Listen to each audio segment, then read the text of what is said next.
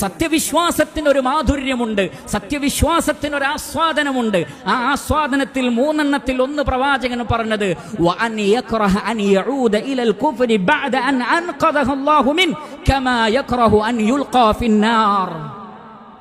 അല്ലാഹു സുബ്ഹാനഹു വ തആല ഒരാളെ സത്യനിഷേധത്തിൽ നിന്ന് രക്ഷപ്പെടുത്തി, അതിലൂടെ സ്വർഗത്തിൽ നിന്ന് രക്ഷപ്പെടുത്തി, തിന്മകളിൽ നിന്ന് രക്ഷപ്പെടുത്തി പുണ്യങ്ങളിൽ എത്തിച്ചു.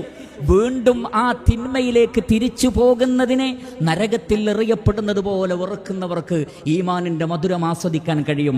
റമളാനിലൂടെ തഖ്വയുടെ, ഇഖ്ലാസിന്റെ, ഈമാനിന്റെ, പുണ്യത്തിന്റെ ചൈതന്യവും അതേപോലെയുള്ള നന്മകളും നമ്മൾ നേടിയെടുത്തിട്ടുണ്ടെങ്കിൽ പിന്നീട് റമളാൻ കഴിഞ്ഞ് ശവ്വാൽ മാസപ്പിറവി കണ്ട് പെരുന്നാൾ നമസ്കാരവും കഴിഞ്ഞാൽ അതെല്ലാം വലിച്ചെറിഞ്ഞുകൊണ്ട് നാം വീണ്ടും തിന്മയിലേക്ക് പോവുകയാണെങ്കിൽ സ്വർഗത്തിൽ നിന്ന് ഇറങ്ങി നരകത്തിലേക്ക് പോകുന്ന ഹതഭാഗ്യവാനെ പോലെയായി ഞാനും നിങ്ങളും മാറും എന്നതിനെക്കുറിച്ച് നാം ചിന്തിക്കണം.